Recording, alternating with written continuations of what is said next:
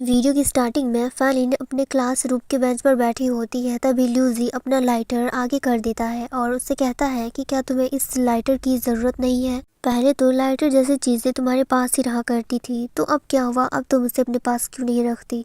तो फैलिन कहती है कि ऐसी बात नहीं है कि मेरे पास लाइटर नहीं है, वो मेरे घर पर है, क्योंकि अब मुझे लाइटर जैसी चीज़ों से कोई काम ही नहीं लगता। ये सब मेरी किसी भी काम का नहीं है। जिसके बाद क्लासरूम में टीचर आ जाते हैं तो फैलिन लाइटर को जल्दी से छुपा लेती है। अब टीचर बोल रहे होते हैं कि सब लोग अपनी शीट तैयार करो, क्योंकि मैं तुम लोगों का टेस्ट लेने वाला हूँ। टेस्ट का नाम सुनकर तो फैलिन घबरा जाती है, जिसके बाद उसे एक लुक ल्यूसी देता है। अब थोड़ी देर के बाद फैलिन लाइब्रेरी में पढ़ाई कर रही होती है, तभी वहाँ पर ल्यूसी आता है। ल्यूसी पूछता है कि तुम्हारा एग्ज़ाम कैसा गया? तो फैलिन कहती है कि मैंने एग्ज़ाम तो अच्छे से दिया था और पेपर भी अच्छे से फिल किया था, अब पता नहीं रिजल्ट में क्या आएगा और अभी तो कुछ नहीं कह सकते। जिसके बाद वो पूछती है कि तुम्हारा एग्ज़ाम कैसे गया? तो ल्यूसी बताता है कि जैसे तुम्हारा गया बिल्कुल वैसे ही, मैं भी कुछ नहीं बता सकता। फिर वो कहता है कि क्या तुमने एक चीज़ नोटिस की है? तो फैलिन कहती है कि तुम किस चीज़ की बात कर रहे हो? फिर वो फैलिन के स्वेटर का धागा निकालता है और कहता है कि मैं इसकी बात कर रहा हूँ, तुम इसे कब तक ऐसे ही रखोगी? इसके बाद वो फैलिन के पॉकेट से उसके लाइटर निकालता है और उस धागे को काट देता है। फैलिन कहती है कि ये तो मैंने नोटिस ही नहीं किया था, तुमने कैसे देख लिया? तो ल्यूसी कहता है कि ये मैं बहुत पहले से ही नोटिस करते आ रहा हूँ और ये लटका हुआ अच्छा नहीं दिख रहा था, इसलिए मैंने इसे जला दिया। फिर जाते जाते ल्यूसी कहता है कि आज मुझे बहुत ज़रूरी काम है, तो मैं तुम्हें पढ़ा नहीं पाऊंगा, इसलिए अपार्टमेंट पे आने की ज़रूरत नहीं है। तो फैलिन उससे पूछती भी है कि तुम कहाँ जा रहे हो, बट ल्यूसी कुछ नहीं बताता। नेक्स्ट सीन पर हम लोग देखते हैं कि ल्यूसी अपने फादर के ऑफिस पर पहुंचा हुआ होता है। वो जब आगे देखता है तो वहाँ पर ल्यूसी के फादर और फैलिन के फादर होते हैं। फैलिन के फादर ल्यूसी के फादर को बहुत ज़्यादा मनाने की कोशिश कर रहे होते हैं। इतना तो पता चल जाता है कि फैलिन के फादर ल्यूसी के फादर के ऑफिस में ही काम करते हैं। अब ल्यूसी खड़े होकर सिर्फ उन दोनों को ही देख रहा होता है। तभी फैलिन के फादर की नज़र ल्यूसी पर जाती है। जब वो उन्हें देखते हैं तो वो भी शॉक्ड रह जाते हैं। फैलिन के फादर पूछ रहे होते हैं कि क्या आप इस लड़के को जानते हो? जिसके बाद ल्यूसी आगे बढ़ने लगता है। ल्यूसी के फादर बताते हैं कि ये मेरा बेटा है। जो सुनकर फैलिन के फादर तो शॉक्ड ही रह जाते हैं। वो खड़े हो जाते हैं तो ल्यूसी के फादर उसे बैठा देते हैं और कहते हैं कि ल्यूसी के लिए इतनी इज्जत दिखाने की बिल्कुल भी ज़रूरत नहीं है, वो ये सब डिज़र्व ही नहीं करता, ये एक नंबर का नालायक बच्चा है। जिसके बाद वो खड़े हो जाते हैं और ल्यूसी को एक थप्पड़ मारते हैं। ल्यूसी तो वैसे भी अपने फादर के सामने कुछ भी नहीं बोल पाता, लेकिन थप्पड़ खाने के बाद तो बेचारा और भी शांत हो जाता है।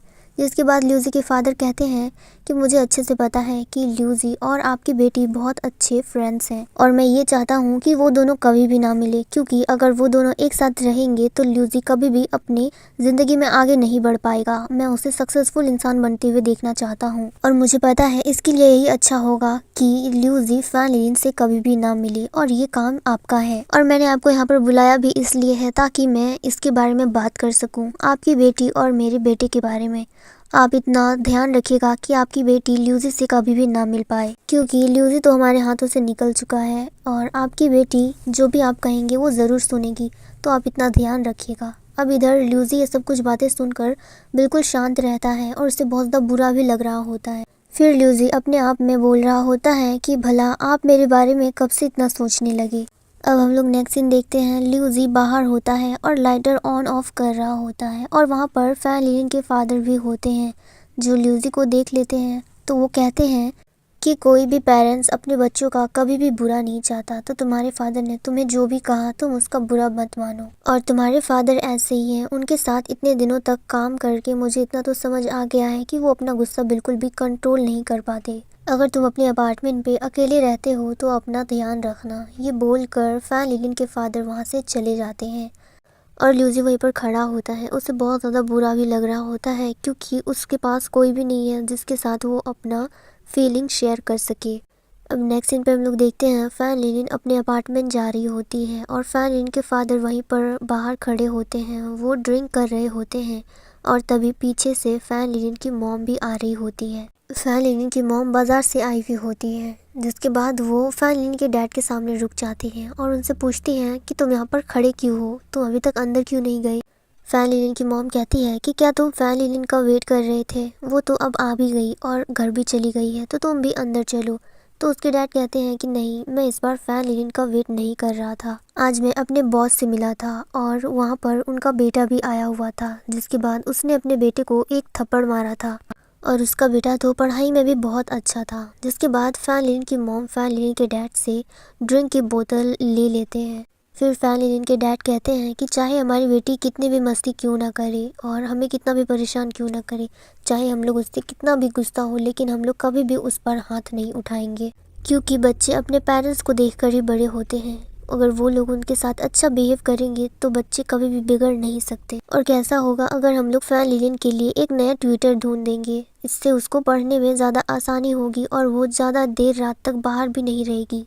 मैं एक नया ट्विटर ढूंढूंगा और उसे अपने घर में ही बुलाऊंगा ताकि वो फैन लिलिन को घर पर ही पढ़ा सके। और इधर फैन लिलिन जो सब कुछ सुन रही होती है, उसे पता होता है कि उसके डैड ल्यूजी की बात कर रहे होते हैं कि वो ल्यूजी के साथ उनको पढ़ाना नहीं चाहते, क्योंकि डैड को तो ल्यूजी से हमेशा से ही प्रॉब्लम थी। अब हम लोग नेक्स्ट सीन देखते हैं। फैन लिलिन और ल्यूजी दोनों लाइब्रेरी में होते हैं, वो लोग पढ़ाई कर रहे होते हैं और दोनों की ही शक्लें उतरी हुई होती है। और फैन लिलिन अपने मन ही मन में सोच रही होती है कि अगर डैड ने मेरे लिए एक नया ट्विटर ढूंढ दिया तो ल्यूजी को कितना ज़्यादा बुरा लगेगा। अब जब वो दोनों ही शांत होते हैं तो फैन लिलिन डिसाइड करती है कि वो ही ल्यूजी से कुछ पूछेगी।